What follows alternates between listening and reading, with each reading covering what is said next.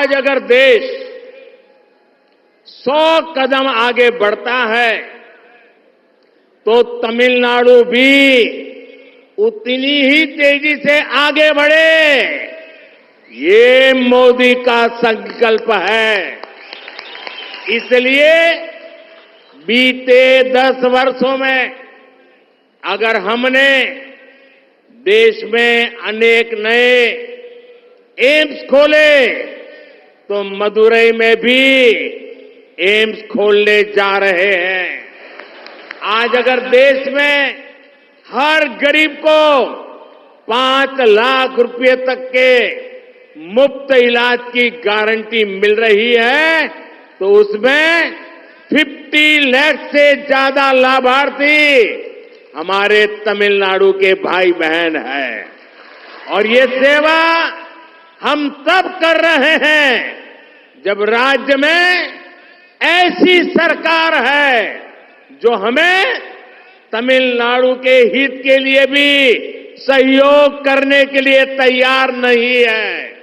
इसलिए तमिलनाडु के विकास की विरोधी राज्य सरकार से ऐसे विकास विरोधी राजनीतिक दल से आप सबको सतर्क रहने की जरूरत है। अब उनसे हिसाब मांगने की जरूरत है। इन लोगों ने तमिलनाडु के विकास के नाम पर आपको खूब लूटा है। इतना ही नहीं, आपके बच्चों के भविष्य को उन्होंने गहरे गड्ढे में डाल दिया है। और अब मैं आपको गारंटी देता हूं, मैं आपके बच्चों के भविष्य को बर्बाद नहीं होने दूंगा। मोदी ऐसा नहीं होने देगा। और ये भी मोदी की गारंटी है। इधर मोदी न गारंटी। साथियों, तमिलनाडु की इस धरती का भगवान श्री राम के साथ जो संबंध है वो दुनिया जानती है।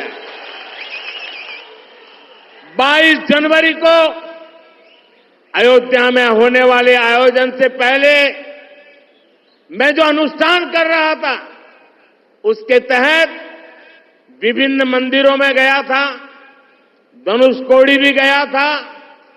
सदियों के इंतजार के बाद अयोध्या में प्रभु राम का राम मंदिर के निर्माण से पूरा देश खुश है। इसी विषय पर संसद में एक प्रस्ताव आया था। अभी कुछ ही दिन पहले पार्लियामेंट में एक रिजोल्यूशन आया था, लेकिन इस दौरान डीएमके के सदस्य सारे एमपी सदन छोड़ करके भाग गए। डीएमके इस व्यवहार ने फिर साबित किया है कि उन्हें आपकी आस्था से कितनी नफरत है। साथियों, डीएमके और कांग्रेस सिर्फ लोगों में, समाज में बंटवारा करती है, जबकि हम देश के हर कोने, हर परिवार को अपना परिवार समझते हैं। मैं इसका एक उदाहरण आपको देता हूं।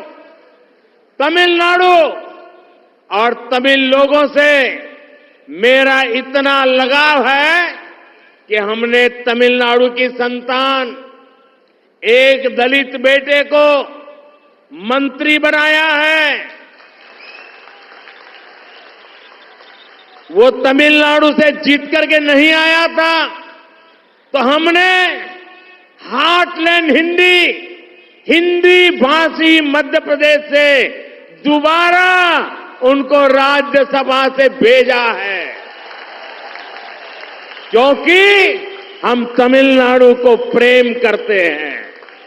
साथियों, बीजेपी राष्ट्र प्रथम, नेशन फर्स्ट का सिद्धांत लेकर चलने वाली पार्टी है। बीजेपी की हमारी सरकार दुनिया भर में संकट में फंसे भारतीयों की सुरक्षित वापसी के लिए कोई कोर कसर बाकी नहीं छोड़ती। हम पाकिस्तान से अपने पायलट अभिनंदन को सुरक्षित वापस लाए। हमारे कितने ही मछुआरे भाइयों को छुड़ाकर हमारी सरकारों ने सुरक्षित वापस लाई है।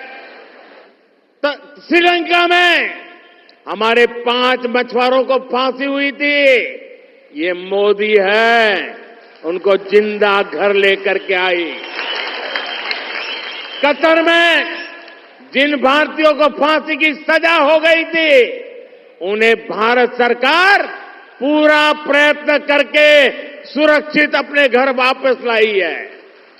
अगर कांग्रेस की सरकार होती, अगर इंडी गठबंधन की सरकार होती, तो क्या ये संभव था? क्या वो ला सकते थे? ऐसा सोच भी नहीं सकते। कांग्रेस की इंडी गठबंधन की सरकारें तो ऐसी रही हैं जो सालों से पाकिस्तान की जेल में पड़े एक भारतीय की सुरक्षा तक के लिए कुछ नहीं कर पाई थी।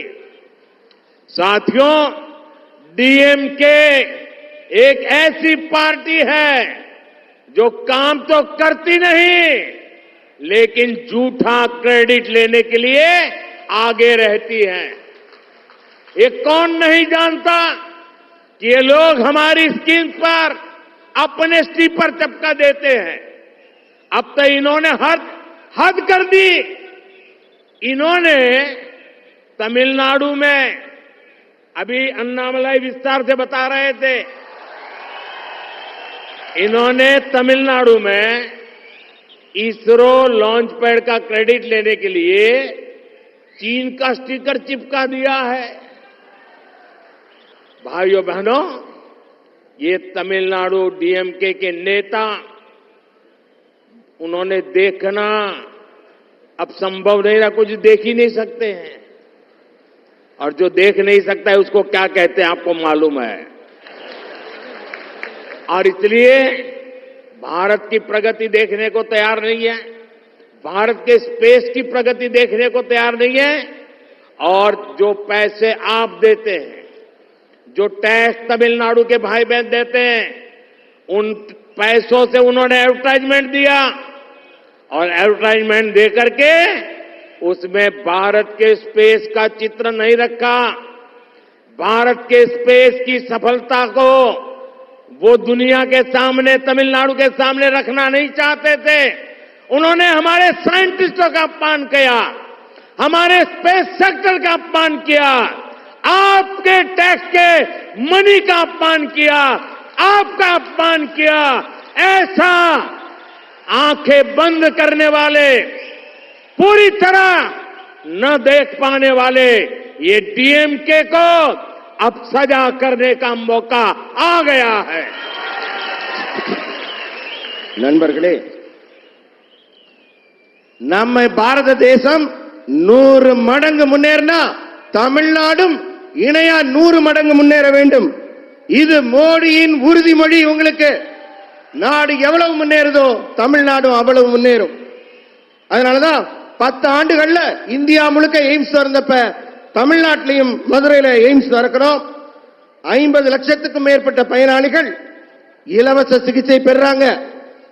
இப்ப தமிழ்நாட்டின் நலனுக்காக நாங்கள் எடுக்கும் முயற்சிகள் எல்லாம் எங்களுக்கு ஒத்துழைப்பே கொடுக்காத ஒரு அரசாங்கம் இங்க நடந்துட்டு இருக்கு.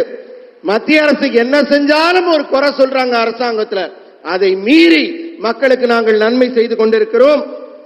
நீங்க எல்லாம் யோசிச்சு பார்க்கணும். இவங்க ஏன் நாட்டின் வளர்ச்சியை தடுக்கிறாங்க?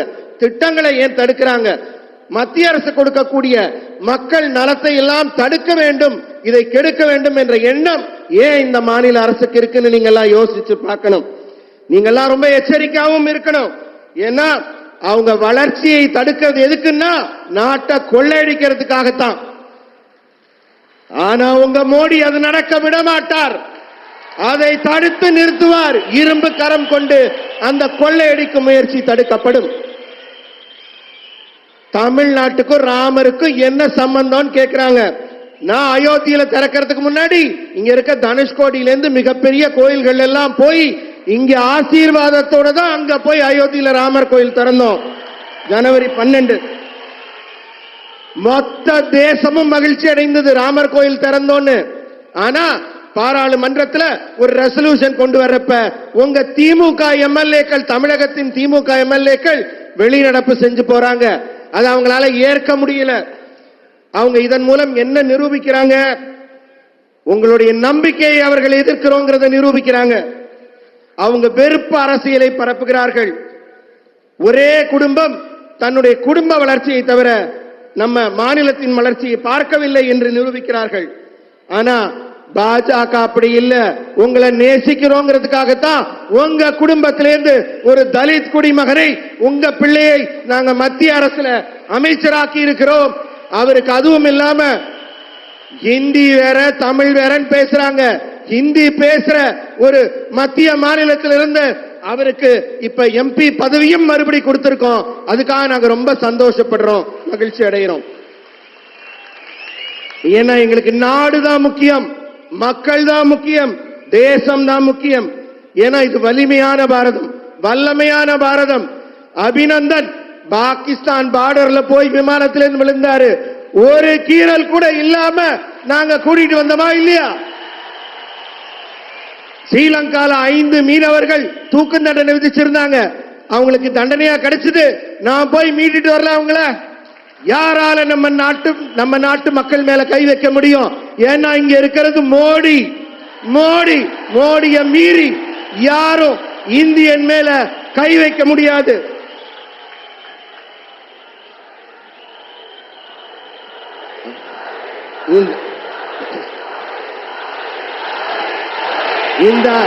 இந்த அரசுகளை எல்லாம் திருத்த வேண்டிய காலம், இந்த அரசுகளை எல்லாம் மாற்ற வேண்டிய காலம். டிஎம்கே பொய் வேஷம் போடுது, டிஎம்கே பிரிச்சாலும் சூழ்ச்சி பண்ணுது. இதையெல்லாம் நம்ம தெளிவா பார்க்க முடியுது. ஆனா இனிமே டிஎம்கேவை பார்க்க முடியாது. இனிமே டிஎம்கே இங்க இருக்க முடியாது. ஏன்னா இங்க அண்ணாமலை வந்துட்டார். உங்க கூட அண்ணாமலை இருக்கார். இனிமே டிஎம்கேவை நீங்க எங்க தேடினாலும் கிடைக்காது.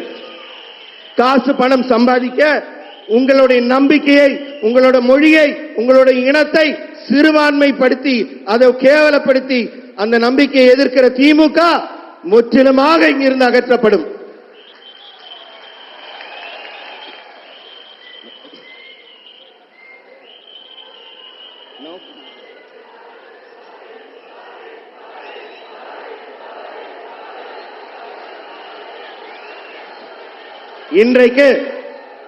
இன்றைக்கு நாங்க ராக்கெட் ஏவுகணை திறந்து விட்டுட்டு வந்திருக்கோம். அதுல நீங்க பாத்தீங்கன்னா திமுக ஒரு விளம்பரம் போட்டிருக்கு. என்ன போட்டிருக்காங்க? சைனாவோட கொடி போட்டு சைனாவோட ராக்கெட் படத்தை போடுறாங்க. அந்த அளவுக்கு தான் அவங்க நாட்டு பற்று இருக்கு. இந்தியாவின் மேல அவங்களுக்கு என்ன பற்று இருக்குங்கிற உண்மையை நீங்க உணர்ந்துக்கணும்.